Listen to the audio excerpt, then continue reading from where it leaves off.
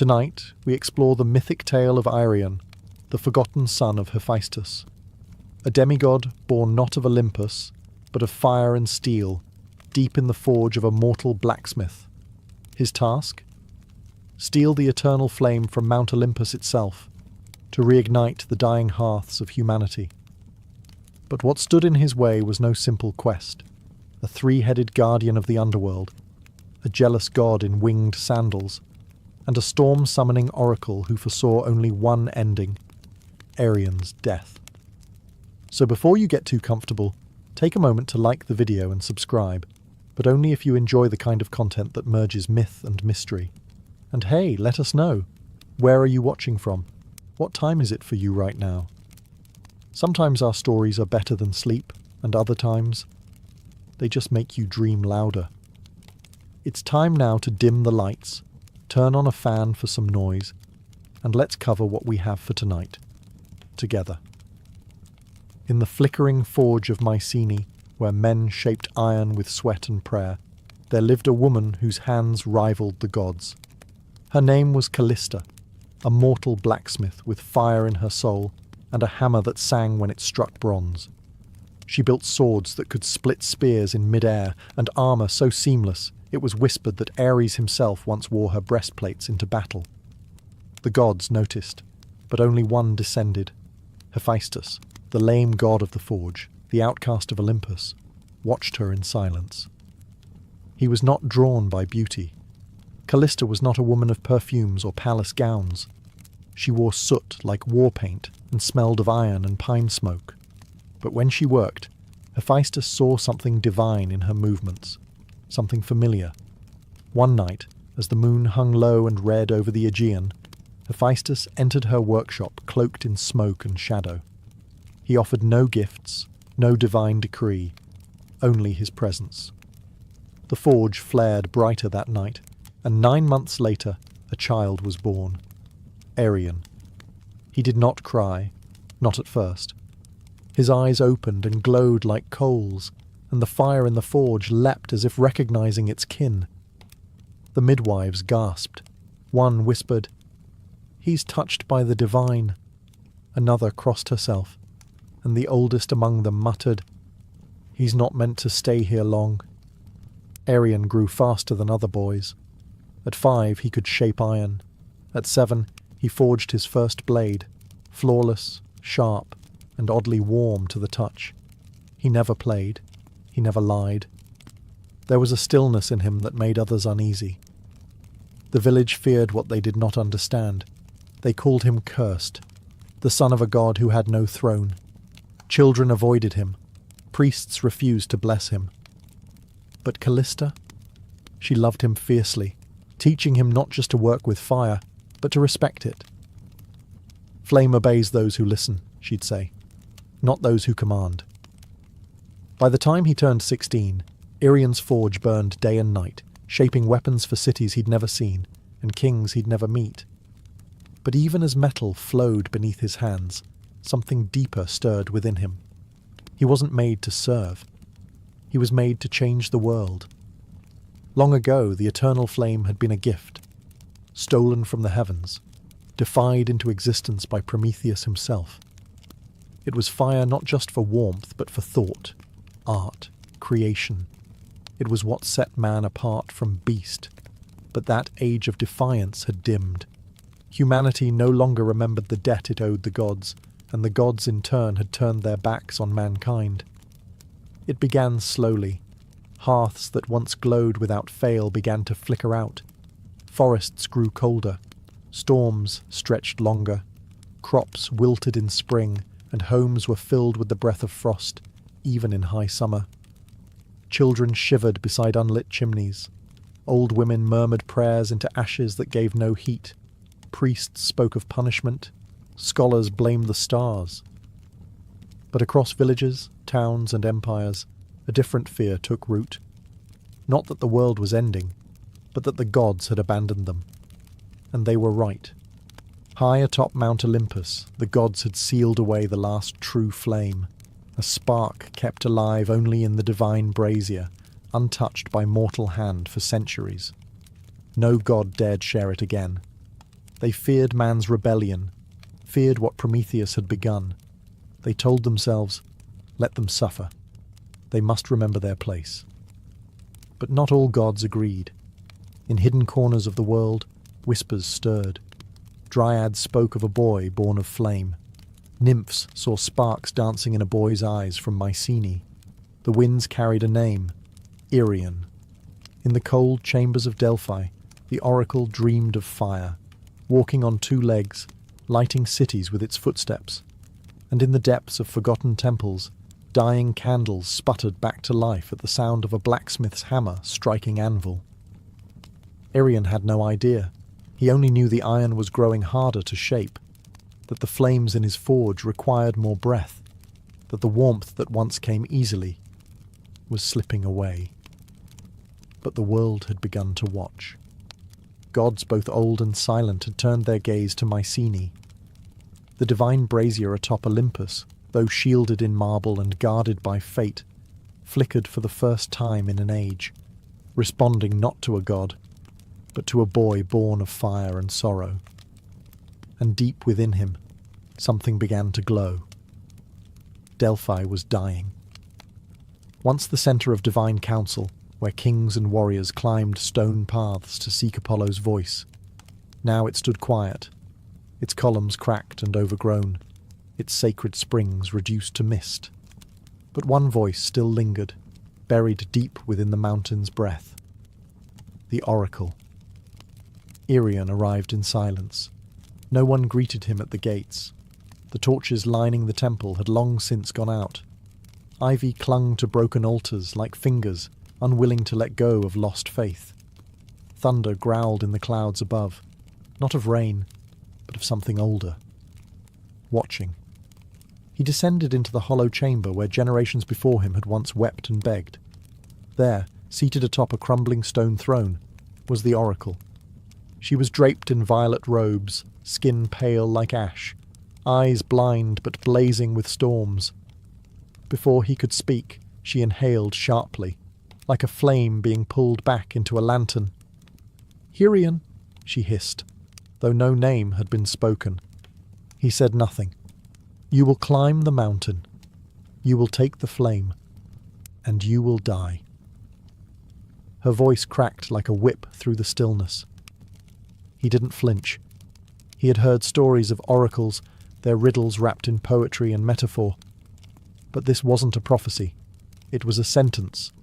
She rose slowly, limbs moving like smoke caught in wind. "The gods will oppose you. The world will demand your failure. The flame, what you seek, it does not belong to mortals. It was stolen once, and the price was eternity in chains." Irion stepped forward, fists clenched. "So let me pay the price." A long silence followed. Then, laughter, not cruel but tired, the sound of someone who had seen too many stories end the same way. "You already are," she whispered. The room grew dark. The thunder outside crescendoed. The air pulsed with something old, something primal. Then, just as suddenly, everything went still. The oracle slumped back into her seat. Her mouth opened, but only smoke escaped. Her prophecy was done. And though Irion left without another word, her vision followed him. In dreams. In flame. In every shadow cast by his forge. The gods had spoken. His path was set. But not even Olympus could predict what a dying world would do when handed back its fire. Before one could ascend Olympus, one had to earn the mountain's recognition. And Olympus never bowed to the untested. Legends whispered that the base of the mountain was not stone or snow, but soul. That beneath its foundation was a gate, sealed by silence and guarded by the oldest fear in creation, Cerberus, the hound of Hades. No one could pass that gate without first touching death. Irion did not question it. He had studied myths the way blacksmiths study heat, closely, warily. He knew what waited beneath the roots of Olympus. But to reach the eternal flame, he would have to descend, not metaphorically, but into the very underworld itself. So he prepared not with armour, but with craft. He spent 3 days and 3 nights forging a collar, not for battle, but for submission. It was made of obsidian, iron, and the final ember from his mother's forge. Into it he carved 3 names, one for each of Cerberus's heads. He whispered them aloud as he worked: memory, loyalty, grief. On the 4th day, he stood before the shadowed mouth of a cave said to lead downward forever. The wind here was cold, but it did not sting the skin. It scraped the soul, and the air smelled not of rot, but of forgotten prayers. He entered. Deeper and deeper he walked, past bones that glowed faintly in the dark, past torches that lit themselves without flame, until he heard it, the breathing, slow, massive, layered, like 3 storms dreaming in unison. Cerberus. He stepped into the clearing and found the beast sleeping on a bed of ash and bone, each head twitching in a different rhythm. Its fur was blacker than absence. Its eyes were closed, but its ears twitched. Arion did not draw a weapon. He approached, knelt, and held out the collar. Then, softly, he began to hum. It was the song his mother had sung to him as a child, the one she sang when night made the world feel too big, too cruel. The middle head stirred. The left opened one amber eye. The right snarled, then stopped. They listened. And in that silence, Arion slipped the collar on. Cerberus exhaled, and the door behind him opened, not with rage, but with respect. Arion had touched death, and death had stepped aside. The road up Olympus was no road at all. There were no markers, no stars to guide the way, only sheer rock, biting wind, and whispers that echoed from nowhere. Arion climbed not with certainty, but with instinct. His mortal hands bled. His divine blood burned. The mountain resisted him at every turn. And then he appeared, not with a roar, not in a flash of power, but in silence. Hermes, the trickster, the messenger, the thief. He stood on a ledge ahead, dressed like a traveller, cloak loose, sandals laced with feathers, eyes sharp as broken glass. A crooked grin danced across his lips. "Well," he said, spinning a coin between his fingers, "I thought you'd be taller." Arion didn't stop climbing. "I know why you're here," Hermes continued, walking casually beside him without ever lifting a foot. "You want to bring fire back to the mortals. Sweet, noble, stupid." Arion paused. "Then stop me." Hermes chuckled. "Stop you? Oh no. I'm not here to fight you. I'm here to make sure you understand the deal. You're walking into the heart of Olympus, into the gods' vault, into a story that isn't yours to tell. And yet," Arion replied, "here I am." That smile faded slightly. "You're trying to restore a balance that was broken for a reason," Hermes said. "The flame was a gift, once, a mistake, and now the gods guard it like a dragon guards gold. Not because it's precious, but because it's dangerous." Arion stared at him. Then they've forgotten what danger looks like. For the first time, Hermes' expression soured. The air around them shifted. The coin in his hand vanished. His wings twitched. "You think you're Prometheus," he said, voice cold. "But you're not even a flicker compared to him." "I'm not trying to be him," Arion answered. "I'm trying to finish what he started." Hermes stepped forward, pressed 2 fingers to Arion's chest.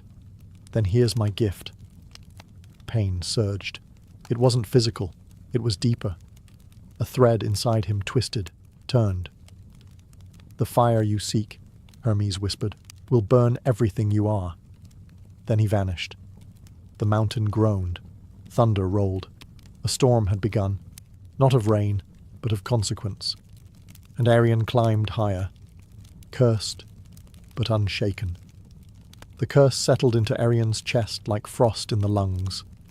At first, it was subtle, a tightening when he breathed, a dull heat beneath his skin. But the higher he climbed, the more it bit into him. Not like a wound, more like erosion. Piece by piece, the man was being scraped away, leaving something raw behind. Mount Olympus was no longer just a mountain. It was alive. Its cliffs shifted beneath his feet. Wind screamed down ravines like ancient voices furious to be disturbed. The higher he rose, the less mortal the world became. Trees stopped growing. Birds stopped singing. Even the stars above seemed to pull back. There were no paths. Only jagged ledges and sheer faces that demanded sacrifice with each step. Irion bled. He slipped. Once, he nearly fell to his death, but a sudden flash of heat from within his chest steadied him. It was as if the flame Hermes spoke of, the one that would burn him, had begun to awaken. But he kept climbing, because every time he faltered, he thought of the dying hearths, the cold villages, the children huddled in darkness. He thought of his mother, hands blistered, still forging warmth for a world forgetting what warmth meant. And still, Olympus offered no mercy. Storm clouds gathered above. Lightning danced along the ridge like gods pacing in frustration. He could feel their eyes now, watching, judging, waiting for him to fall. But it wasn't just the mountain fighting him. It was Olympus itself. He passed ancient ruins carved into the stone, temples long abandoned by faith, their altars cracked, their gods forgotten. Statues of Athena with eyes chipped out, columns of Zeus split by time and silence. Irion realized something no one else had dared to say aloud. The gods weren't powerful anymore. They were afraid that a mortal might bring the fire back without their permission, that someone not born in their halls might carry the light that once defined Olympus, and in that fear they threw their worst at him. Ice, thunder, visions, voices, but he climbed. With hands torn and heart smouldering, he rose above the clouds, and in the distance, lit not by sun, but by divine flame. He saw it, the brazier, burning, waiting. It was not what he expected. The summit of Olympus wasn't carved in marble or guarded by gods clad in gold. There were no trumpets, no gates, no thunderclaps of divine welcome. There was only silence, and the flame. It stood in the centre of a windless clearing, on a pedestal of blackened stone. The brazier looked ancient, older than language itself, shaped by hands no longer remembered, and inside it danced the eternal flame, not red, not orange, but white, pure, blinding, alive. It did not flicker. It watched. Irion stepped closer. The heat didn't sear him. It entered him, as if recognizing something long lost. His breath caught. His skin prickled. That ember Hermes had cursed into his heart now pulsed like a second heartbeat, calling to the flame like a lost sibling. He reached out. In that moment, time faltered. He saw cities built from firelight. He saw his mother's forge blazing in the dead of winter.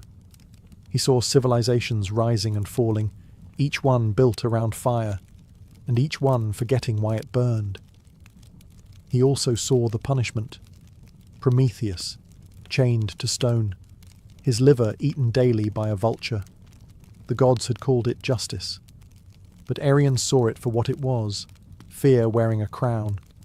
He could turn back. He could let humanity adapt to the cold, forget fire, forget him. But then he heard the wind whisper her name, Callista, and he remembered who he was. He grabbed the flame, and it took him. Pain screamed through his body, not like burning, like being rewritten. Bones cracked and reformed. His skin glowed, veins pulsing with light. He fell to his knees, roaring soundlessly, as the flame poured into every part of him, erasing the boy, forging the fire-bearer. He wasn't holding it anymore. He was it. The brazier flickered, then dimmed, then went cold. Because the eternal flame was no longer chained to Olympus, it had chosen a new vessel. Irion collapsed beside the empty pedestal. Smoke rose from his fingertips, but his eyes glowed like dawn. He breathed, barely. But with each breath, A wisp of warmth spread outward, into the wind, down the mountain, toward the world below. He had taken the fire, but not for himself, for everyone. Arion did not walk down Olympus. He carried it with him. The moment the flame entered him, the mountain stopped resisting. Winds fell silent. The sky cleared. Even the stone beneath his feet seemed to shift and guide him, not with reverence but with recognition. He was no longer a trespasser. He was a torch. His body smouldered with divine heat, not the kind that scorched, but the kind that stirred life. Wherever his foot touched earth, frost melted. With every breath, the cursed wind softened. The air smelled not of smoke, but of renewal, of rebirth. But he was not whole. His limbs trembled beneath the weight of what he carried. The eternal flame was not just fire, it was memory. He could feel every spark it had ever ignited. The first campfire in a prehistoric cave, the torch that lit Athens, the forge that built Troy. And he felt the cost of all of it. He saw the cities burned in its name, the temples razed, the wars fought with stolen fire and ambition. The gift of the gods had never been innocent, but this time he would not give it as a weapon. He descended through cloud and silence, past broken statues of gods who had once been worshipped, now crumbling in divine decay. He passed the cave where Cerberus had once guarded the gate, but the beast was gone, as if even death had stepped aside for what Arion had become. He reached the world below, and there, in a frozen village where hearths had long turned to ash, people gathered around him, not in fear, but in awe. He did not speak. He simply held out his hand, and a flame danced from his fingertips into the nearest hearth. It roared to life. Then another, and another. A chorus of warmth spread from home to home, city to city, across lands that had forgotten what it felt like to gather around a fire without praying first. Arion burned. His hair shimmered like molten gold. His skin cracked like cooled obsidian. He was dying, but not fading. He was becoming something else. He had not stolen the flame. He had become it. And everywhere it burned, the world whispered his name, not in worship, but in gratitude. No tomb was ever built for Arion. No statue was carved. No songs were sung in temples. There was no procession, no mourning, no final battle to mark his passing. And yet, he never disappeared. After the fires returned, strange things began to happen across the land. In distant villages where no traveller had passed, hearths lit on their own. Entire forests, once frozen solid, blossomed overnight. Blacksmiths claimed their forges heated faster. Children, huddled in the cold, told their parents they saw a man of light standing beside the flame before it rose. No one could prove anything. But they all told the same story. He walked until there was nothing left of him to walk with. His body had long since cracked and burned, not from weakness, but from transformation. What remained of Arion, bone, blood, voice, had become spark, smoke, heat. And he gave it all away. His mother's forge was the last place touched. Old, abandoned, its fires cold for decades, until one night a traveller passing through claimed he saw a boy hammering something glowing white at the anvil. When he looked again, the forge was empty, but the flame danced high and hot, just like it used to. They say the gods felt it, that Olympus, sensing it had been stripped of its power, trembled in its silence. But the gods did not strike back. They did not rage. Because even they understood. Arion had not challenged them with war or pride. He had reminded them of purpose. And so the eternal flame, once hoarded by immortals, now flickered in every village, every city, every lonely mountain hut. It lived in the warmth of soup shared by strangers, in candles placed by grieving hands, in torches lifted by rebels seeking light in the darkest places. And always, always, they whispered the same name. Arion. Some say when your fire dims for no reason, it's him passing through. Others say if you listen closely to the crackle of the flame, you'll hear the rhythm of a hammer striking an anvil. Steady, patient, eternal. Because Arion never died. He became warmth itself. Not a god, not a hero, just a boy who gave up everything to help the world remember how to glow again. In the land of Sparta, where boys were taught to fight before they could speak, and honour was carved in bone, women were no less fierce. Among them was one whose name echoed through the marble halls like the clash of steel. Leonthe, daughter of Commander Adrastos. She was born during a blood-red eclipse, as omens howled over the city. Midwives whispered that she came from Ares himself. By age 12, she had bested her brothers in the wrestling ring. By 16, she had led a hunting party into the Taygetus Mountains and returned with 3 wild boars tied behind her chariot. Leonthe was not just respected, she was feared. She walked through the Spartan agora with a straight spine and quiet steps. Men lowered their eyes. Women watched her with a strange mix of envy and awe. She rarely spoke unless spoken to, and her words were chosen like arrows, never wasted. But there was something in her that few noticed. When she removed her armour at night, when the torches dimmed and the world outside fell away, Leonthe would stare at the stars, not with a warrior's challenge, but with wonder. There was a softness buried in her, one that battle could not scorch, a yearning, not for marriage, not for conquest, but for something else, something the Spartan code had no name for. Peace, magic, mystery. She never said. What she knew was this. Every full moon, when the city slowed and the warriors slept, her body pulled her toward the cliffs above the river Eurotas. She would leave behind her spear, her cuirass, her reputation, and become just a woman wandering beneath the stars. Alone. The world, she thought, must be bigger than Sparta, bigger than swords and pride. She felt it in her blood, like music she couldn't hear, but knew was playing somewhere. And then, one night, beneath a sky so silver it looked scraped from the edge of a blade, she saw it, gliding across a still pool in a hidden grove. A swan, unmoving, watching her, moonlight rippling on its back. Beautiful in a way no war song had ever been.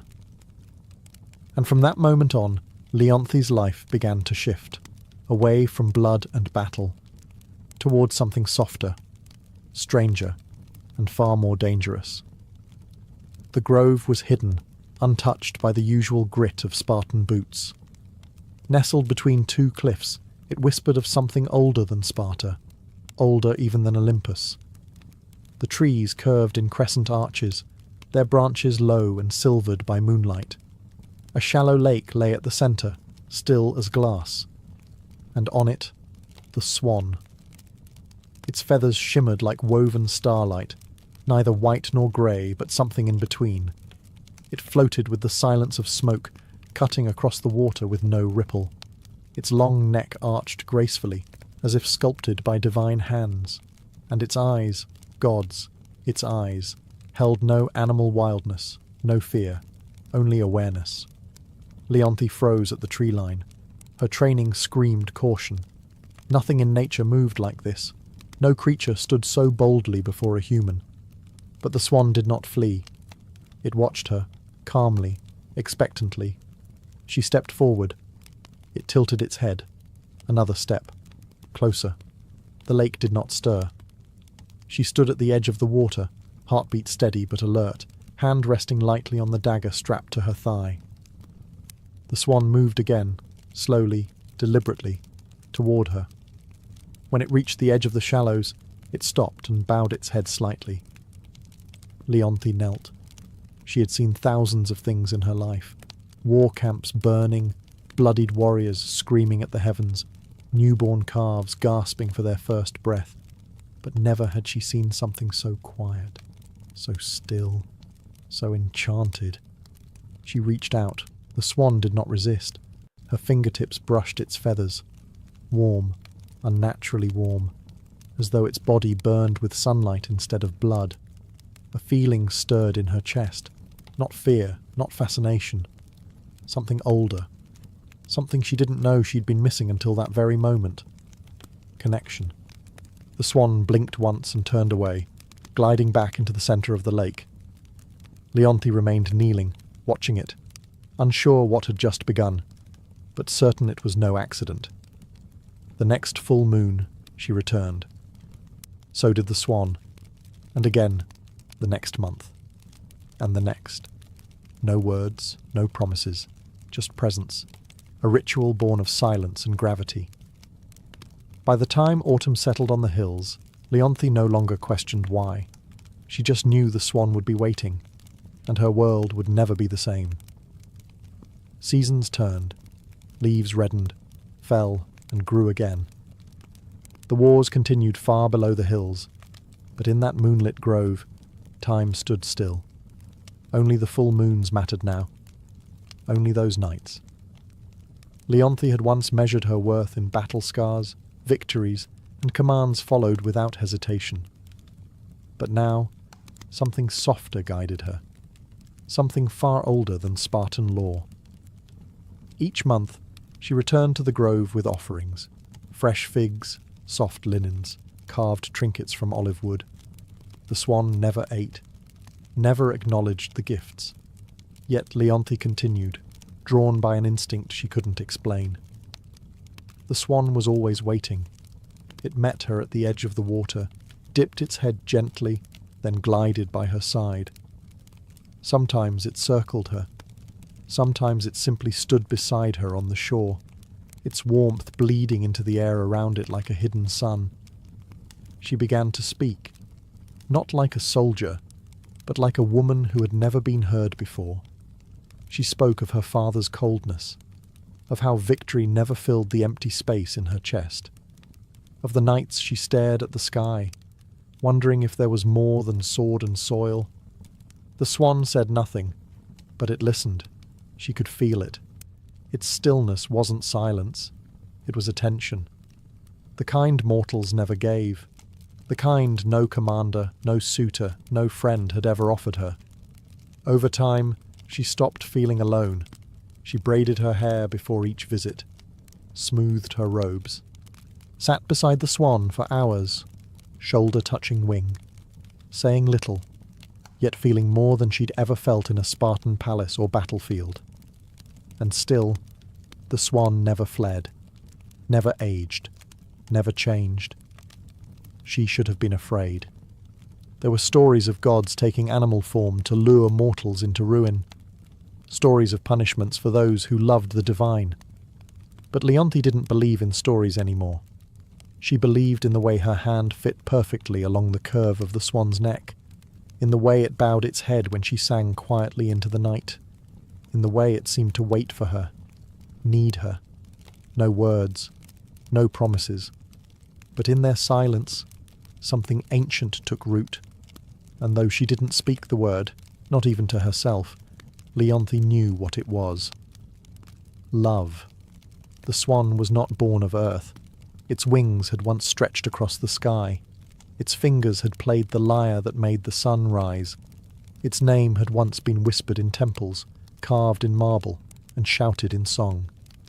Apollo, god of light, of music, of prophecy, now silent, feathered, bound. Long before Leonthe was born, Apollo had committed a sin in the eyes of Olympus. He had defied Zeus, not with blade or rebellion, but with truth. He had spoken against his father's punishments, against the cruelty passed down from throne to world, against the silence demanded by power. For this, Zeus did not kill him. He unmade him, a spell cast in fury, more curse than justice. Apollo was stripped of his form, his voice, his divinity, forced into the body of a swan, not to teach him humility, but to remind him he could glow like the sun and still be caged by shadow. The curse was crueler still. There was one condition. If a mortal ever discovered his true identity, the transformation would become permanent. And so Apollo waited. Years. centuries, lifetimes, floating on lakes, hiding beneath stars, watching mortals forget his temples, forget his hymns, watching the world grow colder as the gods withdrew, until Leonthe. Her presence cracked something inside him, something buried so deep even Olympus had forgotten it existed. Hope. He never meant to be seen, never meant to stay, but she returned, again and again, and her voice when she spoke to him in the glade, was the only thing that made the fire inside him flicker again. She was not a priestess, not a nymph, not a chosen oracle. She was a warrior with hands that knew only weapons, a woman hardened by loss and trained to feel nothing. And yet, she saw him. She treated him not as a symbol or a threat, but as something sacred, something worth waiting for. He dared not speak, dared not reveal his name. But in the tilt of his head, in the stillness of his body, he answered every question she never asked. And slowly, impossibly, he loved her back. In Sparta, solitude was respected, but not for too long. Leonthe's absence did not go unnoticed. Each full moon, she slipped away from the barracks, from the training fields, from the watchful eyes of commanders and kin. At first, none questioned her. She was Leonthe, untouchable, unshakable, the warrior whose loyalty was carved into every scar. But Sparta thrived on order, on discipline, and love, especially the hidden kind, was a foreign thing in a city built on control. Whispers began. She wanders. She speaks less in council. She trains, but her strikes lack venom. It was true. Leonthe had changed. Her movements were still sharp, but no longer cruel. Her voice no longer cut.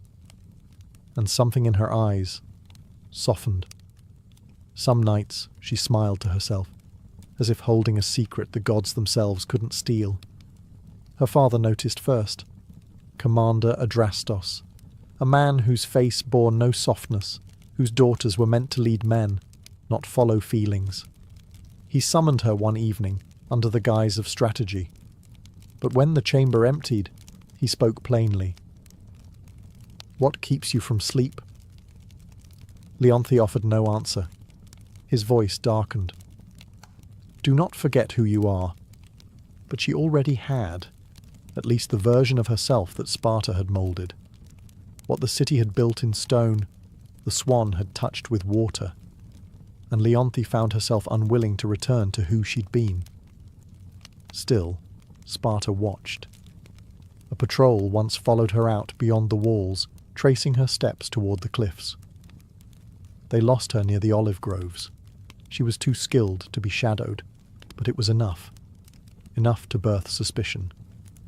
Priests murmured about omens, that the moonlight carried voices, that the lakes beyond Sparta stirred unnaturally, a warrior woman disappearing each full moon. They feared it was madness, or worse, a god. Leonthe knew the walls were closing in, that eyes were learning to look where before they had looked away, that her silence, once strength, now made her vulnerable. But still, she went. Still, she found him. And in that grove where moonlight touched feather, she forgot the noise of Sparta, forgot the rules, forgot the danger. Only one thing mattered now, not being seen, because if the world discovered what she knew in her heart, it would destroy them both. The moon was heavy that night, low, swollen, golden as a dying flame. Leonthe stood in her chamber, fingers trembling over her armour, unable to fasten the final clasp. Something had changed. She had felt it for days. A quiet trembling beneath her feet, like the ground itself knew what she did not. The swan had been different on their last meeting, restless, more watchful. Its feathers bristled when the wind shifted. It had circled her twice before settling at her side, its warmth sharp instead of soothing. That night, sleep eluded her, and when it came, it brought visions. She stood in a silver grove, her hands covered in gold dust. A statue loomed before her, part man, part swan, its wings frozen mid-beat, its face serene and lifeless. She reached out, called a name she didn't know she knew. Apollo. The statue cracked, and a voice echoed, not from the sky, but from inside her bones. Truth will freeze what love has kindled. She awoke breathless, heart racing, the name still burning on her tongue. She tried to dismiss it. A dream, nothing more. But warriors know when fear is real. And this was no ordinary omen. This was prophecy. The next day, Leonthe left Sparta earlier than usual, the ache in her chest sharper with every step. She didn't follow her usual path. Her feet led her deeper into the hills, through trees she'd never passed, into groves untouched by memory. There, hidden beneath a curtain of ivy and moss, she found the altar, ancient, cracked, marked with a single unmistakable inscription, carved in old flaking gold. Apollon. Her breath hitched. All at once the pieces fell into place. The warmth of the swan, its listening gaze, the dreams, the curse in her bones, the reason it had always come during the full moon. He wasn't just enchanted. He was a god. Her god. And she had broken something. She stumbled back, the sound of feathers behind her. The swan had followed her, silent, as always. But its stillness no longer comforted her. It was watching, sadly, softly, as if it already knew, as if the truth had arrived, and so had the end. The grove was no longer still. The air pulsed, slow and deep, like the breath of something ancient stirring in its sleep. Moonlight trembled on the surface of the lake. The trees leaned in, silent witnesses to the unravelling of a secret that had survived centuries. Leonthe stood frozen before the altar. The name, Apollo, still echoed in her mind like a spear striking stone. She turned, slowly, as if doing so would unmake the truth. But it was too late. The swan was there, not gliding, not graceful, just standing, watching. Its feathers no longer shimmered, its glow dimmed, flickering like a dying flame. Leonthe stepped toward it, her lips parted, unsure what to say, unsure if anything could be said. "I know," she whispered. The wind stilled. A single feather drifted from the swan's back, falling slowly, silently, before vanishing into dust the moment it touched the altar. And then the change began. The swan's neck arched, not in grace, but in agony. Its body trembled. Feathers unravelled into streams of gold and light, wings bent into arms, webbed feet split into toes that dug into the earth, and where the swan had stood, now knelt a man, naked, radiant, broken, Apollo. His hair shimmered like the sky at dawn. His skin glowed faintly, like embers beneath marble. But his eyes were dimmed by sorrow, by inevitability. Leonthe stepped back, hand to her mouth. She had loved him in silence, and now silence had become unbearable. He tried to speak, but the curse had not fully lifted. His voice cracked like thunder in a storm too old to name. "You weren't supposed to know," he said at last, voice barely more than wind. It was the only rule. She fell to her knees beside him, tears cutting down her warrior's face like rivers through mountain stone. "I didn't mean to," she whispered. He smiled then, just once, a god's smile. Not of joy, but of farewell. "I know." And with that, the ground beneath them shuddered. A soundless quake. A divine sentence passed without mercy.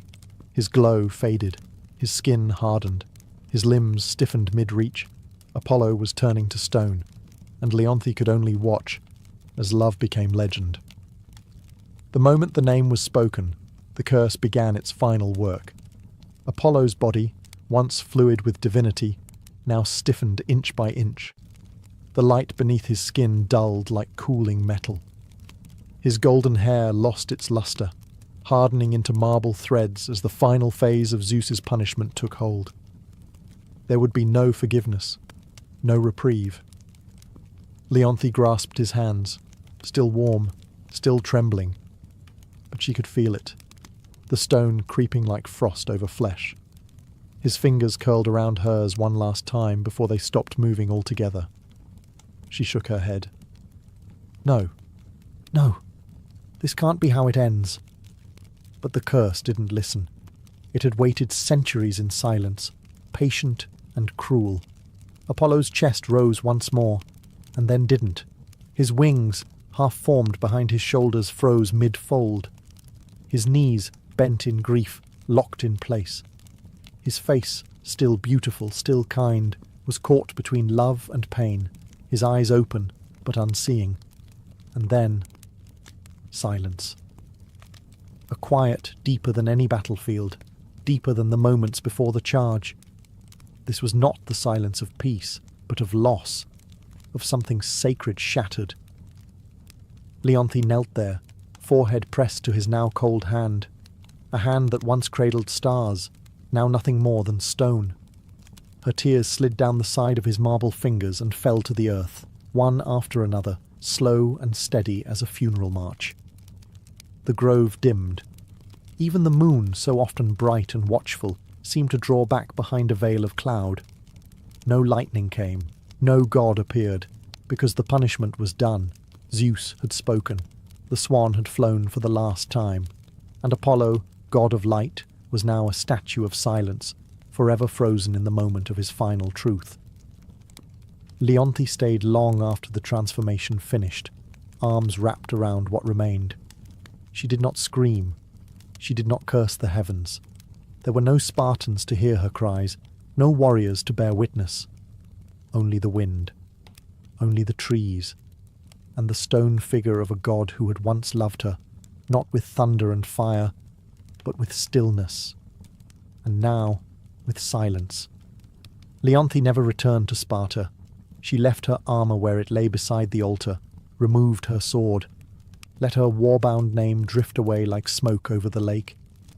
The woman who had once stood tall among kings now knelt in silence beside a statue that would never move again. The grove became her world. Each full moon she returned, never missing a single one. She brought no offerings, no incense, no prayers, just herself, and a memory. She would sit beside the statue of Apollo, fingers brushing the cold stone hand she once held in flesh. Sometimes she spoke, sometimes she hummed a song he'd never heard, but somehow felt like it belonged to both of them. Other times, she simply watched the water and said nothing. The villagers began to whisper. They said a woman haunted the hills, that she wandered under moonlight with eyes like distant stars. Some said she had gone mad, others said she had been chosen, but no one dared disturb her. Years passed. Winters came and went. Empires shifted. Gods fell silent. But Leonthe remained. She grew older, but never frail. Her strength endured, less like a soldier, more like the roots of an olive tree clinging to the same patch of earth, year after year, storm after storm, and still the statue stood. Apollo, mid-kneel, wings half-formed behind him, gaze fixed on the space where Leonthe always sat. A moment frozen in marble, untouched by time. Some travellers claimed the stone was warm to the touch, that if you placed your hand against his chest, you could feel something faint, like a heartbeat from a dream. And then, one final full moon, Leonthe came. She sat beside him longer than usual, laid her head gently on his shoulder, and never moved again. When the villagers came weeks later, they found her there, peaceful, eyes closed, lips curled faintly in a smile. Beside her, Apollo's statue shimmered faintly, as if lit from within. No one touched it. They built no shrine, no temple. But the legend grew. And now, when the moon is full and the wind is still, some say the swan returns to the lake, not to be seen, but to remember. Melanion was not born under a palace roof or amidst temple incense. He came into the world beneath a willow tree during a storm that split the sky in two. His mother, a midwife's daughter, swaddled him in a linen wrap as thunder rolled over the hills. Birds scattered, the rain danced, and the child did not cry. He hummed. From the moment he could walk, music followed him. Streams whispered melodies when he knelt to drink. Leaves trembled in harmony as he passed. He didn't need instruction. Sound belonged to him. By 10, he could mimic any bird call and weave it into song. By 16, he played the lyre with such grace that even hardened warriors paused to listen. He sang of rivers, of lost brothers, of fields before war, songs that filled men's eyes with tears they didn't know they had. People called him a gift, a miracle, a child of divine breath. He never claimed it. Melanion travelled from village to village, sharing his music without coin or pride. His voice calmed fevers. His chords softened hardened hearts. He once played for a dying child who, upon hearing his lullaby, smiled and drifted into death as if it were a dream. But not all ears that listened were mortal. One spring evening, as he sat beside a glimmering river and strummed a tune about starlight, the very air around him changed. The wind slowed, the water stilled, even the frogs silenced their song. And then they arrived, the Muses. 9 of them, stepping lightly from behind the veil of the world. Cloaked in light and sound, each carried her own essence: history, tragedy, dance, epic, poetry, and more. Their eyes were not kind, not cruel, just knowing. They listened, and then, to Melanion's astonishment, they sang back. 9 voices in perfect harmony, older than language. Melanion closed his eyes, and without thought, joined them. His voice didn't echo theirs, it evolved them. When the last note fell into silence, even the stars seemed closer. One of the Muses, Calliope, eldest and most stern, touched his brow. "You are not ordinary," she said. "You are a vessel." And thus began the legend of Melanion, the bard whose voice would shake the heavens. From that night on, Melanion was no longer just a gifted mortal. He was touched, marked, whispered about. The Muses had chosen him. In the quiet folds of Mount Helicon, where few dared to tread, they invited him into their sacred circle. There, beneath ancient trees and skies unclouded by mortal ambition, Melanion learned not through lectures, but through experience. Calliope, muse of epic, taught him how to bend a story into sound. Clio whispered the histories of nations into his ears as he slept. Terpsichore danced barefoot through leaves while he played beside her, his fingers learning the rhythm of wind and body. Euterpe laid her flute across his palm and said only, "Listen." And he did. He absorbed, not just melodies, but truths. The kind that lived between words. The kind that mortals rarely noticed but felt. In the hush before a storm, in the ache of longing, in the gasp of a child at first snowfall. The Muses gave him not power, but perspective. And they asked for only one thing in return. Sing for them. Them, meaning mortals. The lost, the weary, the proud and broken. Those who needed to remember that beauty still existed, even in suffering. That song could be both balm and blade. At first, Melanion obeyed. He performed in city forums and quiet fields, played before kings and beggars alike. His songs stitched broken hearts, stirred revolutions, mended fathers to daughters, and enemies to uneasy peace. But as his gift grew, so did something else. Ambition. He began chasing sounds the Muses hadn't taught, notes no god had touched. In the stillest parts of the night, he would write alone, drafting fragments of something beyond language. A song that could bend time, still the wind, and bring tears to stone. A final song. He told no one, not even the Muses. because some part of him no longer wanted to share the divine. He wanted to surpass it. And the muses, ever watchful, saw the change. Not in his fingers, but in his eyes, the way he looked beyond them, as if destiny owed him more than admiration. And in the distance, fate stirred slightly, because no mortal walks beside the divine forever without cost. Melanion withdrew from the world. He left behind the applause, the requests, the gifts from kings and the adoration of cities. He stopped performing in public, stopped teaching students, even stopped speaking to the muses. Some claimed he had fallen ill. Others said he had died. But in truth, he had gone to the shadowed slopes of Mount Helicon, deeper than any mortal had ever gone, where only echoes of the old gods stirred. There, in a cave lined with crystals that sang when touched by light, he began composing the final song. It came to him in pieces, sometimes in sleep, sometimes in thunder, sometimes in silence so deep it frightened him. He didn't write it. He found it, like a secret hidden between the folds of reality. The melody refused to stay still. It changed when he breathed, twisted with his heartbeat. It was not a song for performance. It was truth in sound. He heard the birth of stars in its opening note. He felt the deaths of empires in its fall. It was not sad. It was not joyful. It simply was. He laboured for months, maybe years. Time bent strangely inside the cave.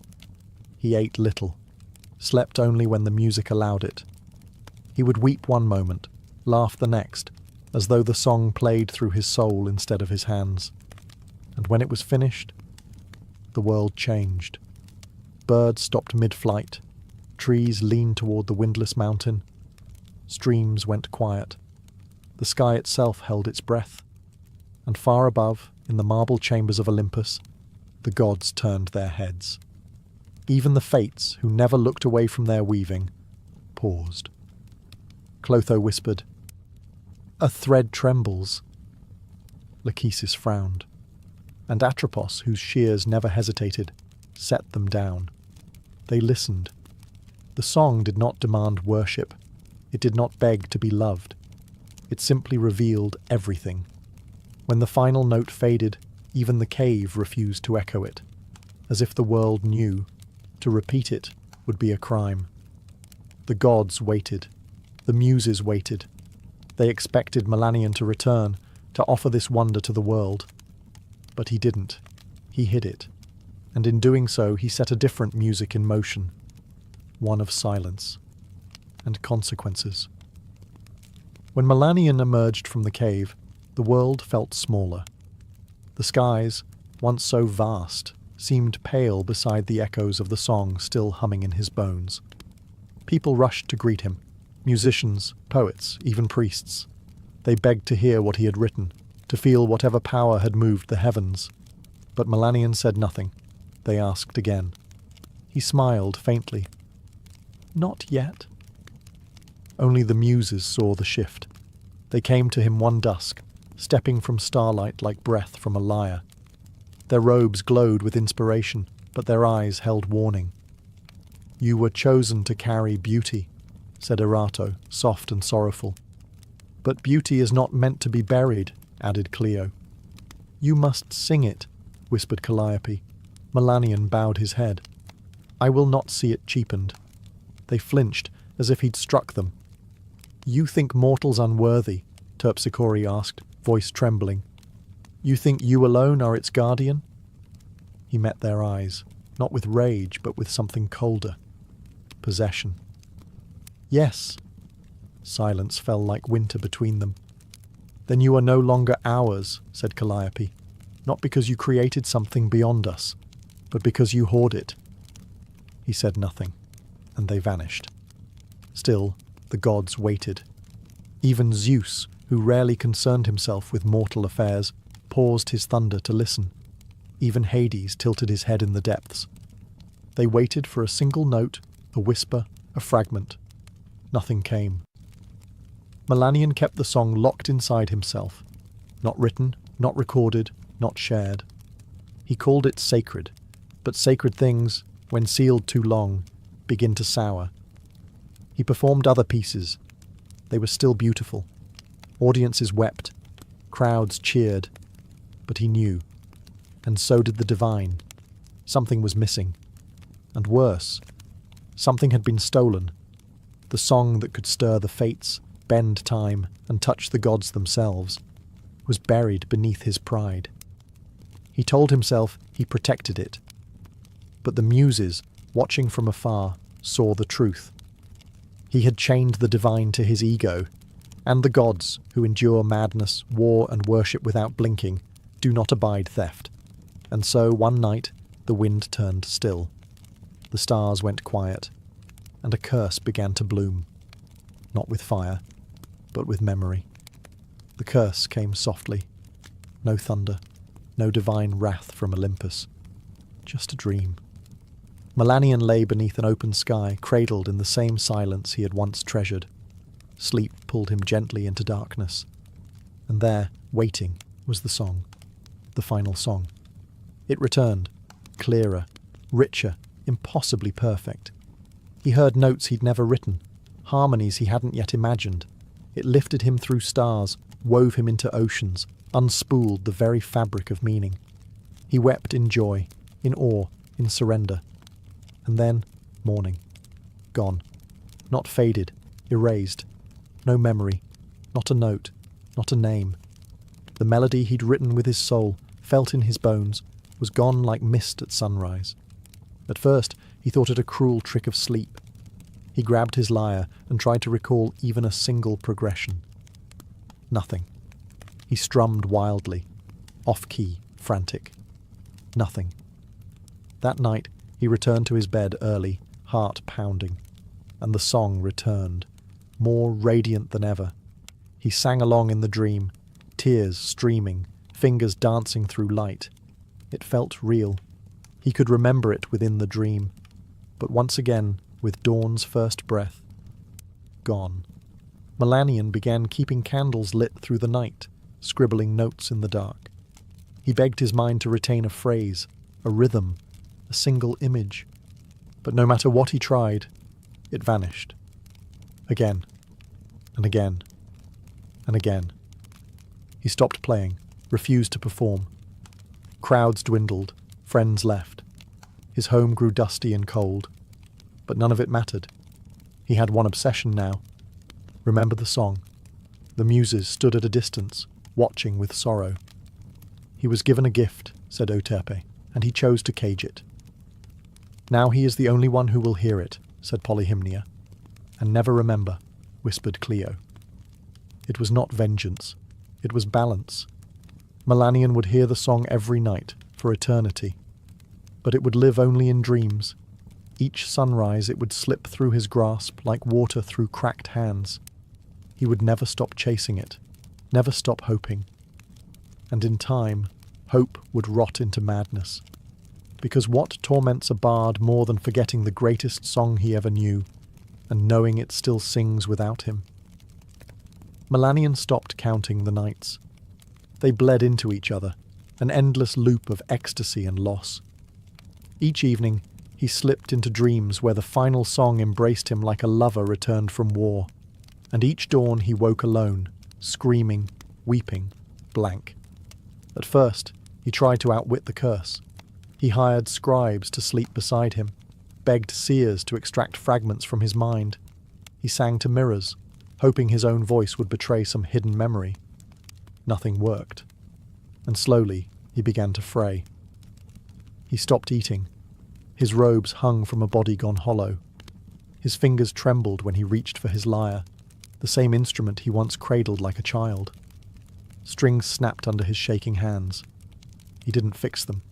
He didn't need them anymore. Because in sleep, the music still came. It became his only purpose, the only place he felt whole.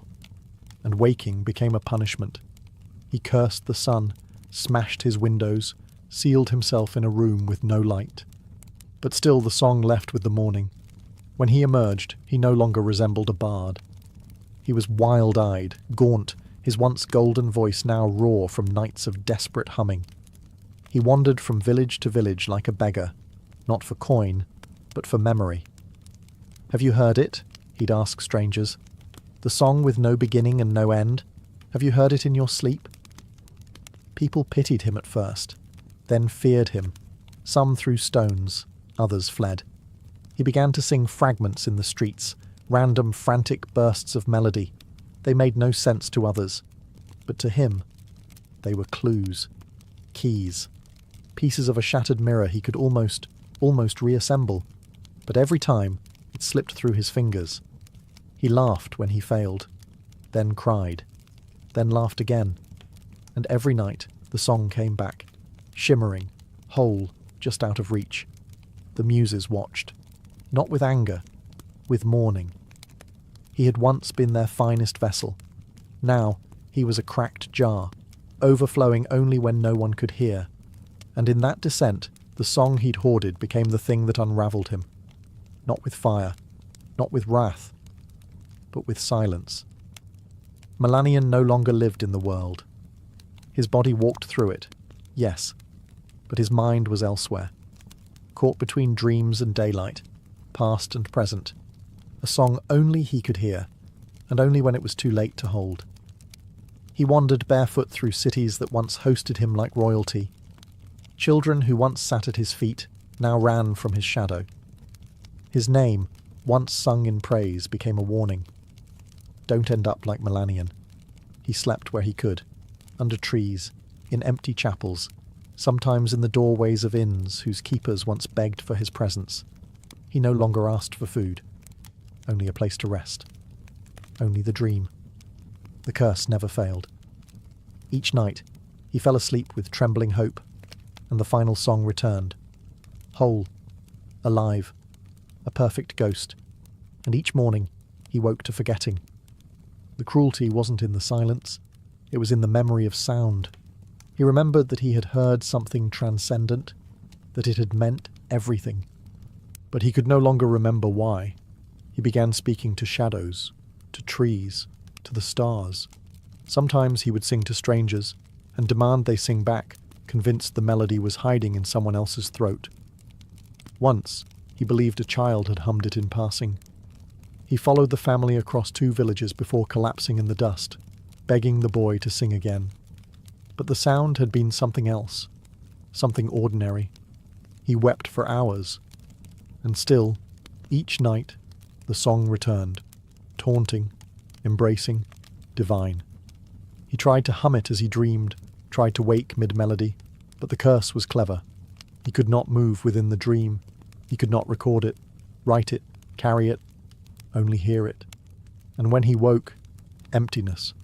Some who saw him said he still hummed in his sleep, that if you placed your ear near his mouth at midnight, you could hear a music unlike any other. But only then, only in darkness. The muses no longer came. The gods stopped watching. And Melanion, once the voice of the world, now wandered like an echo of a song the world could no longer remember, and he could no longer forget. Melanion had grown thin as twilight. His skin, once kissed by golden light, was now pale and paper-thin. His voice, what remained of it, was hoarse from years of whispers and wandering. He no longer searched for food, shelter, or even the song. He simply walked. One evening, he reached a cliff overlooking the sea. It was quiet there. No towns, no roads, no curious eyes, just the wind, the waves, and the stars slowly rising in the deepening blue. He sat, curled against a stone, the sea breeze tangling what remained of his hair. He didn't weep. He didn't sing. He simply closed his eyes, and the dream came again. But this time, something was different. There was no delay, no mist to wade through, no struggle to hear. The final song was there from the beginning, full and clear. But it was not just sound. It was a place, a presence, a world built from music. Melanion stood within it, barefoot on chords that bent like grass, stars pulsing above in rhythm. The sky was a symphony. The wind sang in harmony. And he was not just hearing it, he was part of it. His own voice joined the song, and it did not tremble. It did not forget. It soared. He saw every note he had lost, every phrase he'd mourned. But now he understood. The song had never left him. It had grown without him. It had become more than his hands could hold. He was not its owner. He was its witness. And in that final dream, there was no sorrow, no shame, no punishment, only release. When the sun rose, Melanion did not stir. The wind lifted softly around his body, as if carrying away a final breath. A shepherd passing the cliffs found him later, peaceful, hands resting on his chest, as if cradling an invisible lyre. There was no scroll, no recording. But above him, high in the coastal sky, seabirds flew in strange formations, almost like they danced to something only they could hear. And the sea, for a moment, sang. Not in words, not in melody, but in something older than either. Something he had finally become. Melanion was buried beneath a lone olive tree near the cliff where he last slept. No priest performed the rites, no crowds gathered, just the shepherd who found him, and a few villagers who remembered the stories, faint echoes of the bard who once made the gods pause mid-breath. There was no monument, only silence. But silence has a way of amplifying truth. In the years that followed, strange things were whispered across the land. Travellers claimed that if you passed that cliff under a new moon, you might hear a melody in the wind, brief, fleeting, heartbreakingly beautiful. Not a full song, just a note, just enough to make you stop. Children began dreaming of music they'd never heard. Musicians would wake in the night with tears on their cheeks and no memory of why.